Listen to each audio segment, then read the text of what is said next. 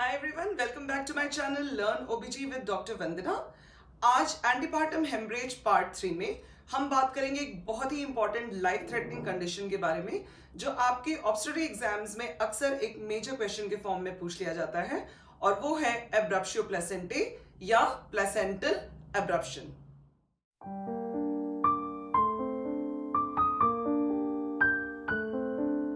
Abruptio प्लेसेंटे का मतलब exactly क्या होता है? नॉर्मली प्लेसेंटा सेपरेट होता है बेबी के डिलीवर होने के बाद, थर्ड स्टेज ऑफ लेबर में। लेकिन जो एब्रप्शियो प्लेसेंटा है वो एक ऐसी कंडीशन है जिसमें there is separation of placenta, मतलब प्लेसेंटा सेपरेट होता है। कैसे? या तो टोटल या कभी कभी पार्शियल। कहां से? अपनी इम्प्लांटेशन साइट से। इम्प्लांटेशन साइट मतलब जहां पर यूट्रस में प्लेसेंटा अटैच्ड है वहां से। और कब? ये है सबसे इंपॉर्टेंट पॉइंट कि before delivery. Okay, normally placenta हमेशा बेबी डिलीवर होने के बाद थर्ड स्टेज ऑफ लेबर में सेपरेट होना शुरू होता है। बट इस कंडीशन में क्या होती है, प्लेसेंटा सेपरेट हो जाता है या तो टोटली या पार्शियली जहां पे वो इम्प्लांटेड है, लेकिन डिलीवरी से पहले, मतलब अभी बेबी भी अंदर ही है और प्लेसेंटा सेपरेट होना स्टार्ट हो गया। अगर इसको एक सिंपल भाषा में समझें, जो प्लेसेंटा प्रीविया से इसका बेसिक डिफरेंस है वो ये कि इस केस में प्लेसेंटा यूजुअली अपनी नॉर्मल फंडल पोजीशन पे ही होता है। जैसे प्लेसेंटा प्रीविया हमने डिस्कस किया था कि वो लोअर यूट्राइन सेगमेंट या कभी कभी सर्विक्स के ऊपर होता है, बट इस केस में प्लेसेंटा हमेशा अपने नॉर्मल फंडल पोजीशन पे ही होता है। बट कुछ सर्कमस्टांसेस ऐसे डेवलप हो जाते हैं कि बेबी के डिलीवरी के पहले ही प्लेसेंटा सेपरेट होना शुरू हो जाता है। अब ये टोटल भी हो सकता है और पार्शियल भी हो सकता है, जिसको हम एक डायग्राम के थ्रू समझ लेते हैं। जैसे मैं आपको एक यूट्रस का डायग्राम बना के दिखा रही हूं और उसी के अंदर मैं दोनों कंडीशंस को दिखाने की कोशिश करती हूं। तो मान लीजिए ये यूट्रस है, इसके अंदर ये है एंडोमेट्रियल की लाइनिंग, ओके, और हमारा जो प्लेसेंटा होता है वो नॉर्मली लोकेटेड होता है फंडल पोजीशन पे यहां पर, एंड ये है बच्चे का अम्बिलिकल कॉर्ड। अब जब टोटल प्लेसेंटल सेपरेशन होता है तो क्या होता है कि ये पूरा प्लेसेंटा सेपरेट हो जाता है, ओके। और जब पार्शियल होता है तो उसमें ये होता है कि या तो थोड़ा सा इधर का पार्ट या कभी इधर का पार्ट या कभी इधर का पार्ट, कहीं भी सेपरेशन हो सकता है। अब डिपेंडिंग ऑन कि प्लेसेंटल सेपरेशन किस लेयर में हुई है, जो ब्लीडिंग है वो एक्सटर्नल भी हो सकती है या वो कंसील्ड हो सकती है, मतलब छुपी रह सकती है। जैसे फॉर एग्जाम्पल एक ऐसा केस जिसमें जो प्लेसेंटा सेपरेट हुआ और ब्लड यहां पर कलेक्ट होना शुरू हो गया पूरा का पूरा प्लेसेंटा और डेसिडुआ के बीच में, ओके, जैसे कि ये कंडीशन। अब इसमें क्या होगा, धीरे धीरे ये पूरा प्लेसेंटा सेपरेट होके ब्लड यहां पे कलेक्ट होता जाता है एज अ रेट्रोप्लेसेंटल क्लॉट, मतलब प्लेसेंटा के पीछे पूरा ब्लड कलेक्ट होता जाता है, बट उसको स्पेस नहीं मिलता कि वो यहां से निकलकर बाहर आए। तो होता क्या है कि भले ही प्लेसेंटा सेपरेट होने लगे बट वो ब्लीडिंग बहुत ज्यादा बाहर दिखाई या ना के बराबर बाहर दिखाई देती है। अब जो दूसरी कंडीशन है वो ये है, मैं इसी यूट्रस पे दूसरे साइड बना के दिखाती हूं कि ये एक प्लेसेंटा है, ये बच्चे की कॉर्ड है और यहां पे ब्लीडिंग स्टार्ट हुई और अब ये ब्लीडिंग मेम्ब्रेन्स और यूट्रस के बीच की जो लाइनिंग है उसको पार करते हुए, ट्रिकल करती हुई धीरे धीरे धीरे धीरे ये आ गई सर्विक्स के बाहर। तो ये जो ब्लीडिंग है ये हो जाती है विजिबल, जबकि ये रह जाती है जिसको हम कहते हैं कंसील्ड, मतलब ये छुपी रह जाती है, ये विजिबली बाहर बहुत दिखाई नहीं देती पेशेंट को, जबकि सिम्टम्स बहुत सीवियर होते हैं। और इस कंडीशन में यहां पर ब्लीडिंग शुरू हुई और धीरे धीरे उसने एक स्पेस क्रिएट किया एमनियोटिक सैक और एंडोमेट्रियम या डेसिडुअल लाइनिंग के बीच में से, और धीरे धीरे धीरे धीरे ये ब्लड जो है ट्रिकल करता हुआ सर्विक्स के बाहर आ गया और मदर को पता चलने लगता है कि मुझे ब्लीडिंग स्टार्ट हो गई है।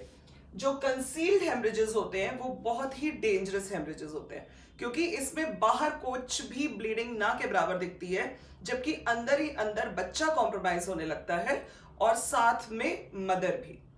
अब हम ये समझ लेते हैं कि इसकी इटियोपैथोजेनेसिस क्या है।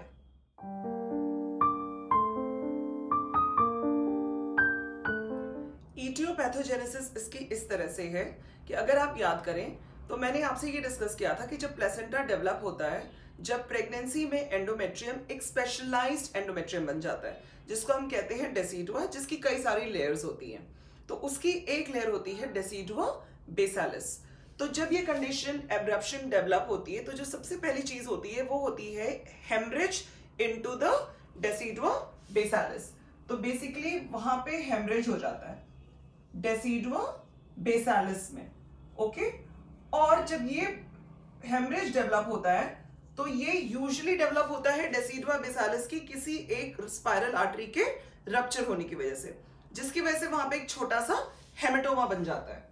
अब ये जो हेमेटोमा है ये धीरे धीरे फिर एक्सपैंड करता जाता है और ये लेयर बाय लेयर डेसिडुआ बेसालिस को स्प्लिट कर देता है। एक बहुत पतली सी लेयर केवल उसकी रह जाती है मायोमेट्रियम से अटैच्ड, जो कि नीचे की मस्कुलर लेयर है। बाकी पूरा का पूरा डेसिडुआ स्प्लिट हो जाता है और धीरे धीरे ये प्लेसेंटा के पीछे स्पेस बनाता हुआ ब्लड क्लॉट फैलना शुरू हो जाता है। ये कंडीशन अक्सर प्री एक्लैम्शिया के मरीजों में कॉमनली देखी जा सकती है। वहां पे दो प्रॉब्लम्स है। पहला तो ये कि हमने जैसे डिस्कस किया था हाइपरटेंसिव डिसऑर्डर्स में कि जो ट्रोफोब्लास्टिक इन्वेजन होता है प्री एक्लैम्शिया की मदर्स में वही डिफेक्टिव होता है। तो क्योंकि वहां पे ऑलरेडी ट्रोफोब्लास्टिक इन्वेजन डिफेक्टिव है, प्लस क्योंकि उसमें बहुत सारे इन्फ्लेमेटरी मीडिएटर्स रिलीज होते हैं और वहां पे जो लोकल आर्टरीज होती है उसमें एथेरोसिस हो जाती है, तो ओवरऑल ये कंडीशन ऐसी डेवलप हो जाती है कि प्लेसेंटा होता अपनी जगह पे है बट धीरे से वहां हेमरेज शुरू होता है और उसके बाद वो हेमरेज फैलना बढ़ता स्टार्ट हो जाता है और प्लेसेंटा और यूट्रस के बीच में ब्लड कलेक्ट होते होते या तो वो पूरा का पूरा टोटल हो जाता है अगर उसके मार्जिन यहाँ पे उसके बियॉन्ड नहीं स्प्रेड कर पाया और अंदर ही कंसील रह गया, या फिर मेम्ब्रेन्स में और यूट्रस के बीच में से स्पेस बनाकर वो धीरे धीरे बाहर आ सकता है। Now what are the conditions जिसमें जो प्री डिस्पोजिंग फैक्टर्स जिनको हम बोलते हैं कि इन कंडीशंस में एब्रप्शन सबसे ज्यादा कॉमनली देखा जा सकता है। उसमें पहला जैसे हमने डिस्कस किया वो है hypertensive disorder, specially gestational hypertension या प्री एक्लैम्शिया की मदर्स या इवन क्रॉनिक हाइपरटेंशन की मदर्स जिनको प्री एक्लैम्शिया डेवलप हो जाए, उनके अंदर ये कंडीशन ज्यादा कॉमनली दिखाई देती है बिकॉज ऑफ द कंडीशन जो मैंने अभी आपसे डिस्कस करी।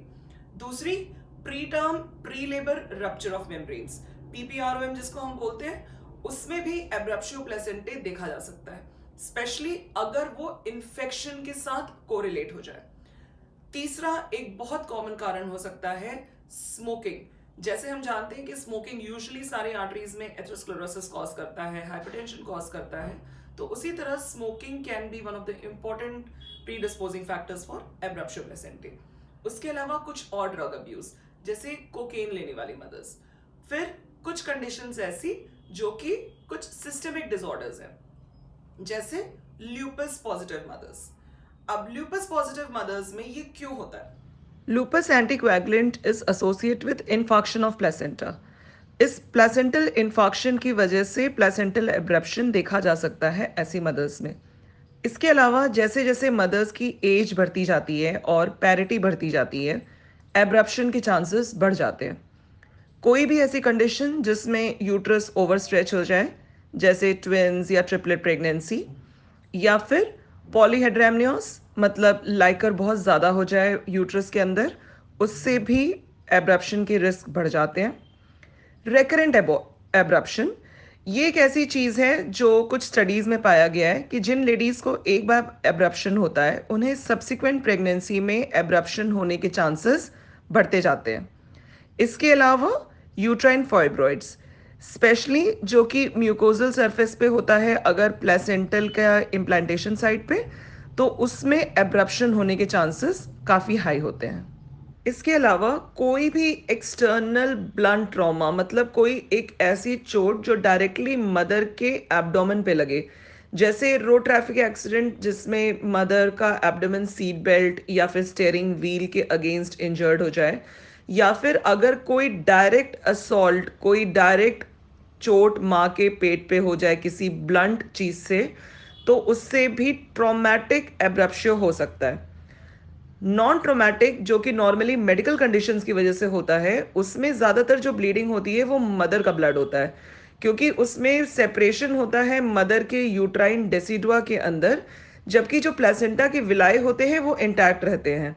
तो मेनली जो ब्लड लॉस होता है वो मैटरनल होता है, जबकि जो एब्रप्शन ट्रॉमा या चोट की वजह से होता है उसमें काफ़ी सारा ब्लड बच्चे का निकल जाता है। Foetal bleeding is mainly seen in traumatic abruption, क्योंकि उसमें प्लेसेंटा के टेयर होने के चांसेस रहते हैं, या फिर जिनको हम कहते हैं placental fractures.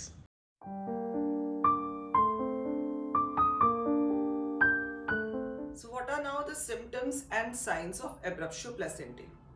Symptoms maximum cases में करीब 75 to 80% मदर्स आपके पास फ्रैंक ब्लीडिंग करके प्रेजेंट कर सकती हैं। उसके अलावा बहुत सारी मदर्स ऐसे हो सकती हैं जिनको ब्लीडिंग बिल्कुल भी ना हो, बट जो मेन सिम्टम है वो है सीवियर एब्डोमिनल पेन। हमारी जो केस शीट्स हैं जिनमें WHO safe child birth checklist लगी हुई है, उसमें एक सवाल वो फ्रैंकली पूछता है कि क्या माँ को बहुत तेज पेट में दर्द है। देखिए, पेट में दर्द प्रेगनेंसी में स्पेशली 3rd ट्राइमेस्टर में 2-3 तरीके से हो सकते हैं। अगर ट्रू लेबर पेन है तो वो पीछे से शुरू होगा, धीरे धीरे आगे आता जाएगा, सामने की तरफ रेडिएट करेगा, शुरू में कम होगा, रुक के होगा, फिर धीरे धीरे उसकी फ्रीक्वेंसी बढ़ती जाएगी। 10 मिनट में नॉर्मली हम 3 से 5 कॉन्ट्रैक्शंस हमें मिल सकते हैं जब हम मदर के पेट पे हाथ रखते हैं, और उसके साथ मदर हिस्ट्री देती है कि कुछ ब्लड मिक्स म्यूकॉइड डिस्चार्ज निकला है। तो हमें ये समझ में आता है कि जो हिस्ट्री है वो बेसिकली ट्रू लेबर पेन की है। उसके अलावा एक पेन और भी हो सकता है 3rd ट्राइमेस्टर में, जब मदर बोले कि सीवियर एपिगैस्ट्रिक, मतलब पेट के ऊपर वाले हिस्से में बहुत तेज दर्द हो रहा है। ये भी एक डेंजर साइन है। ये डेंजर साइन है सीवियर प्रीएक्लैम्सिया की मदर्स में, क्योंकि उनके लिवर के कैप्सूल के अंदर हेमरेज होने लगता है, तो उनको बहुत तेज पेट में ऊपर की तरफ दर्द होता है, जिसको नॉर्मली लोग गैस्ट्राइटिस या कुछ इस तरीके की सिचुएशन समझकर इग्नोर कर देते हैं, बट जो कि एक्चुअली एक बहुत इंपॉर्टेंट डेंजर साइन है मदर के लिए। और तीसरा है ये पेन जिसकी मैं बात कर रही हूँ कि पूरे एब्डोमेन में मदर कहती है बहुत तेज टाइट पेन हो रहा है, रुक के नहीं, लगातार, और उसके बाद मदर बहुत ज्यादा डिस्ट्रेस में होने लगती है। तो कभी भी अगर आप किसी लोअर सेंटर पे काम कर रहे हैं और कोई भी मदर आए जिसको इस तरीके का पेन हो, जो बोले कि बहुत सीवियर एपिगैस्ट्रिक पेन है, तो उसको रेफर करिए, क्योंकि हो सकता है कि वो सीवियर प्रीएक्लैम्सिया की मदर हो। और अगर कोई मदर इस तरह से बताती है कि बहुत तेज पूरे पेट में दर्द हो रहा है जो कि कंटिन्यूसली बना रह रहा है, और तो अब आपको सस्पेक्ट करना चाहिए कि कहीं ये प्लेसेंटल एब्रप्शन तो नहीं हो गया, भले ही बाहर ब्लीडिंग दिखाई ना दे रही हो। अब साइंस क्या हो सकते हैं, मतलब जब हम मदर को एग्जामिन करेंगे तो हमें क्या मिल सकता है। जब हम हेड टू टो एग्जामिनेशन की बात करें, जब हम पल्स लेते हैं मदर का, तो क्योंकि उसको ब्लीडिंग हो रही है तो उसकी वजह से उसको पल्स रेज्ड या टैकीकार्डिया मिलता है हमें। अगर प्रीएक्लैम्सिया की मदर है तो हो सकता है ब्लड प्रेशर भी हाई रहे। जब बहुत ज़्यादा कंसील्ड हेमरेज या एक्सटर्नल हेमरेज हो चुका होता है तब मदर हाइपोवॉलेमिक शॉक में जा सकती है, और उस समय हमें उसका बीपी शायद फिर कम मिलना शुरू हो जाए। जब हम आइज चेक करते हैं तो हमें पैलर मिलेगा क्योंकि ब्लीडिंग हो रही है। जब हम पर एब्डोमेन एग्जामिनेशन करते हैं मदर का, तो यूट्रस बिल्कुल टेंस, और जब छूते हैं तो टेंडर हो सकता है, मतलब जब हम पेट पे हाथ लगाते हैं तो मदर को पेन एलिसिट होता है। जब हम बच्चे की धड़कन सुनते हैं तो बच्चा ऑलरेडी हो सकता है फीटल डिस्ट्रेस में चला गया हो, मतलब उसकी हार्ट रेट 120 से नीचे या 160 से ऊपर मिल सकती है। कभी कभी जब मदर साथ में लेबर में भी चली जाती है एब्रप्शन के साथ साथ, तो हो सकता है हमें कॉन्ट्रैक्शंस भी मिलने लगे। अब ये कंडीशन ऐसी है जो कंफ्यूजन क्रिएट कर सकती है, स्पेशली अगर आप लोअर लेवल फैसिलिटीज पर काम कर रहे हैं। तो हमेशा ध्यान रखिए कि कभी भी अगर बहुत ज़्यादा टेंस एब्डोमेन है या बहुत हाइपरटोनिक, जिनको हम कॉन्ट्रैक्शंस कहते हैं कि बहुत देर तक और बड़े टाइट से कॉन्ट्रैक्शंस आ रहे हैं, मदर बहुत ज़्यादा डिस्ट्रेस में लग रही है, बच्चा फीटल डिस्ट्रेस में लग रहा है, बाहर थोड़ी बहुत ब्लीडिंग दिख रही है, कभी नहीं, तो ये डाउटफुल केस है, आप प्लीज इसको रेफर करिए, क्योंकि ये हो सकता है प्लेसेंटल एब्रप्शन हो जिसको आप लेबर समझे बैठे हैं। पैड जब हम देखते हैं ऐसी मदर्स का, तो यूजुअली हमको जो ब्लड है वो वेरिंग डिग्रीज में मिल सकता है। एक चीज हमेशा याद रखिएगा, कभी भी ब्लीडिंग के हिसाब से पेशेंट को असेस मत करिएगा, क्योंकि जितनी ब्लीडिंग हमें पैड पे दिखती है उससे कहीं ज्यादा अंदर भी हो सकती है। प्लेसेंटा प्रीविया और एब्रप्शन में जो बेसिक डिफरेंसेस हमें समझ में आते हैं वो ये कि placenta previa is a painless bleeding, fresh red bleeding, abruption में पेनफुल ब्लीडिंग, और यूजुअली उसका जो अल्टर्ड ब्लड होता है, मतलब ब्राउनिश ब्लड भी मिल सकता है, और जितना बाहर दिख रहा है जरूरी नहीं है सिर्फ उतना ही हो, अंदर काफी सारा और भी ब्लड कलेक्टेड हो सकता है। सो टू समराइज, एब्रप्शन में सिम्टम्स और साइंस बहुत ही वेरिएबल हो सकते हैं। सबसे कॉमन जो सिम्टम्स माँ प्रेजेंट करेगी वो होगा sudden onset of pain abdomen which is very severe, और वेजाइनल ब्लीडिंग। साइंस जो कि फिर से बहुत वेरिएबल हो सकते हैं, उसमें जब हम मदर के पेट पे हाथ रखते हैं तो यूट्राइन टेंडरनेस मिलती है हमको। बच्चे की धड़कन में या तो हार्ट रेट 120 से कम या 160 से ज़्यादा, मतलब बच्चा डिस्ट्रेस में होगा, या फिर हो सकता है बच्चा अंदर ही एक्सपायर हो गया हो तो उसकी धड़कन हमें ना मिले। ब्लीडिंग वेरिएबल हो सकती है, बहुत स्कैंटी हो सकती है अगर ज़्यादातर ब्लीडिंग अंदर ही रह गई है और कंसील्ड है, या फिर प्रोफ्यूज भी हो सकती है अगर पूरा का पूरा हेमरेज रिवील्ड हेमरेज है। Mother depending on the amount of blood loss shock में जा सकती है, और जब मदर स्पॉन्टेनियस लेबर में भी अगर चली गई होगी साथ में, तो हमें बहुत फटाफट कॉन्ट्रैक्शंस बहुत ज़्यादा और परसिस्टेंट हाइपरटोनस, मतलब लगातार कॉन्ट्रैक्टेड यूट्रस भी मिल सकता है। नाउ टू समराइज कि प्लेसेंटा प्रीविया और एब्रप्शन प्लेसेंटा के बीच में डिफरेंसेस क्या होते हैं। प्लेसेंटा प्रीविया में प्लेसेंटा लोअर यूट्राइन सेगमेंट या सर्विक्स के ऊपर इम्प्लांटेड होता है और वहाँ से ऑफ एंड ऑन ब्लीड करता रहता है, जबकि एब्रप्शन प्लेसेंटा होता है separation of a normally situated placenta, लेकिन बच्चे के डिलीवर होने के पहले। Placenta previa second trimester onwards कभी भी of and on fresh bleeding cause करता रहता है, जबकि abruption placenta mostly third trimester में देखा जाता है और इसकी संभावना टूवर्ड्स ईडीडी बढ़ती जाती है। प्लेसेंटा प्रीविया में ब्लीडिंग हमेशा पेनलेस होती है, रेकरेंट हो सकती है, और जितना भी ब्लड लॉस होता है वो सारा बाहर दिखता है, मोस्टली फ्रेश ब्लड होता है। एब्रप्शन प्लेसेंटा ज़्यादातर पेनफुल ब्लीडिंग होती है, वो एब्डोमेन में किसी एक जगह लोकलाइज्ड होती है शुरू में, फिर धीरे धीरे जनरलाइज्ड एब्डोमिनल पेन में कन्वर्ट हो जाता है। ब्लीडिंग पूरी की पूरी बाहर भी दिख सकती है, काफ़ी सारी ब्लीडिंग अंदर कंसील्ड रह सकती है, और कभी कभी दोनों मिक्स पैटर्न्स भी हो सकते हैं। ब्लीडिंग मोस्टली ऑल्टर्ड कलर की दिखती है। प्लेसेंटा प्रीविया के केस में ब्लड प्रेशर अक्सर कम मिलता है हेमरेजिक शॉक की वजह से, और वो ज़्यादातर जितनी ब्लीडिंग हो चुकी होती है उससे कोरिलेट करता है। एब्रप्शन के केस में यूजुअली क्योंकि ये प्री एक्लैम्सिया और हाइपरटेंशन की मदर्स में ज़्यादा कॉमनली देखने को मिलता है, तो बीपी हाई हो सकता है। लेकिन अगर बहुत ज़्यादा ब्लीडिंग हो गई है और मदर हेमरेजिक शॉक में चली गई है, तब उसका बीपी कम भी मिल सकता है, और ये नॉर्मली उससे कोरिलेट नहीं करता जितना हमारा विजिबल ब्लड लॉस हमको बाहर दिख रहा है। इसके अलावा जब हम पर एब्डोमेन एग्जामिनेशन करते हैं तो प्लेसेंटा प्रीविया में सारे फीटल पार्ट्स नॉर्मली पैल्पेट होते हैं, यूट्रस रिलैक्स्ड मिलता है, फीटल हार्ट यूजुअली प्रेजेंट होता है। एब्रप्शन के केस में यूट्रस बिल्कुल हार्ड कार्डबोर्ड जैसी कंसिस्टेंसी का प्लस बहुत ही टेंडर मिलता है। फीटल पार्ट्स को इस वजह से फील करना थोड़ा डिफ़िकल्ट हो जाता है। बच्चे की धड़कन या तो डिस्ट्रेस में मिलती है या फिर एब्सेंट भी हो सकती है।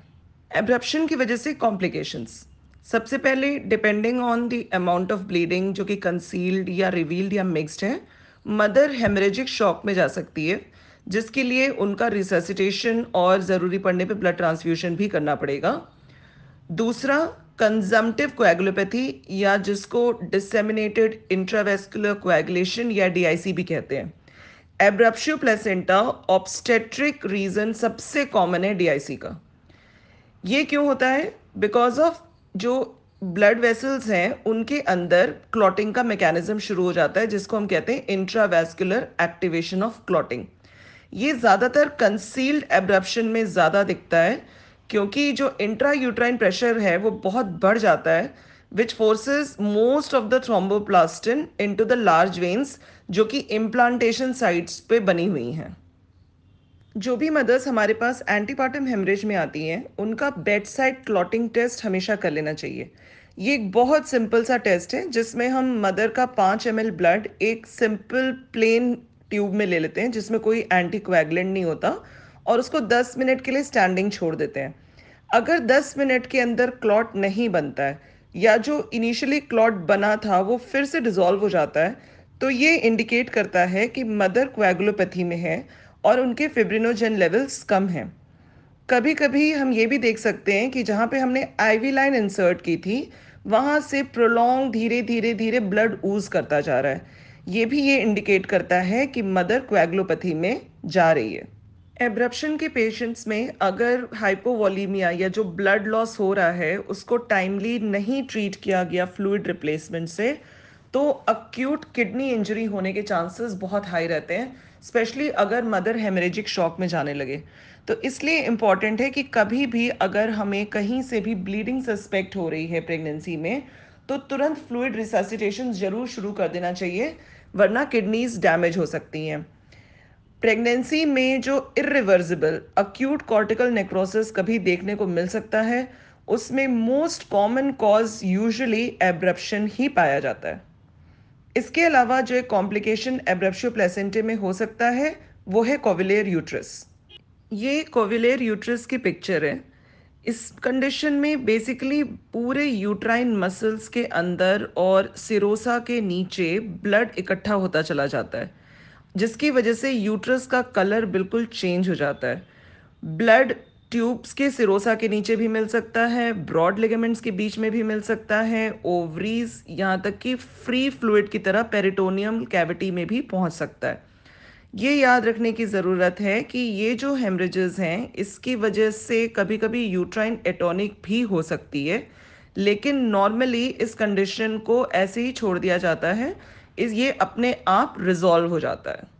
ये एब्रप्शियो का अल्ट्रासाउंड है। जो ये काला एरिया दिख रहा है ये पूरी यूट्राइन कैविटी है जिसमें एमनियोटिक फ्लूइड है। ये प्लेसेंटा है और ये प्लेसेंटा सेपरेट हो गया है इसलिए इसके पीछे ये ब्लड क्लॉट दिख रहा है। ये पूरा यूट्राइन मायोमेट्रियम है। यूट्राइन मायोमेट्रियम और प्लेसेंटा के बीच में ये ब्लड क्लॉट इकट्ठा हो गया है। Management of abruptio placenta. Abruption एक सीवियर मैटरनल कॉम्प्लिकेशन है और इनकी डिलीवरी और देखरेख एक स्किल्ड ऑब्स्टेट्रिशियन के अंडर में ही होनी चाहिए।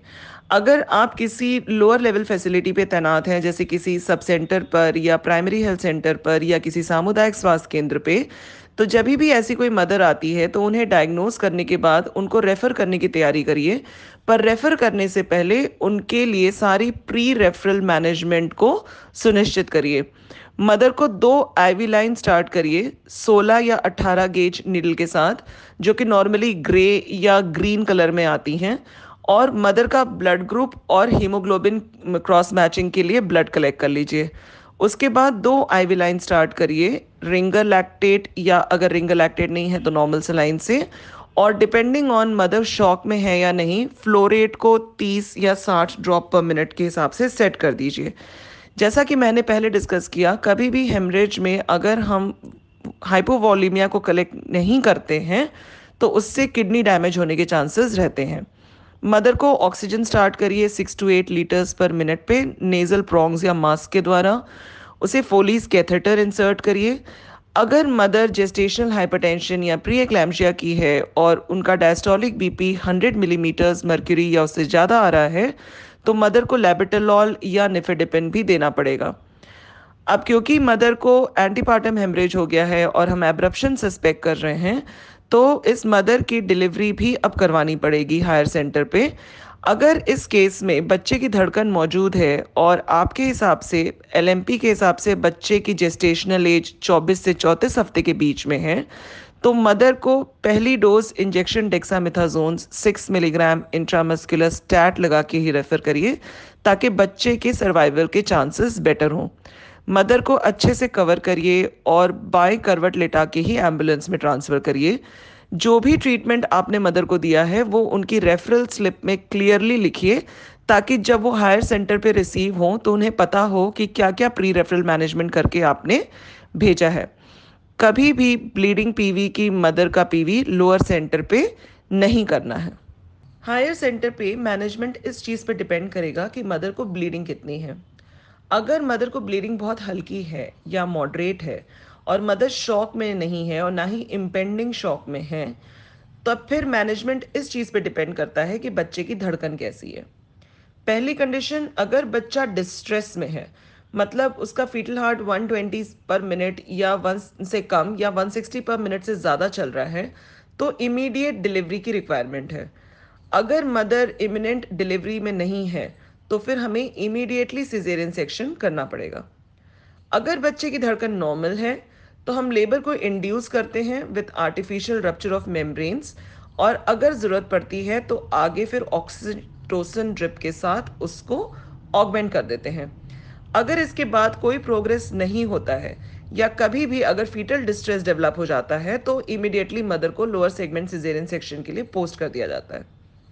तीसरी कंडीशन, अगर बच्चे की धड़कन एब्सेंट है, कहने का मतलब यदि फीटस डेड है, तो फिर हम लेबर इंड्यूस करते हैं।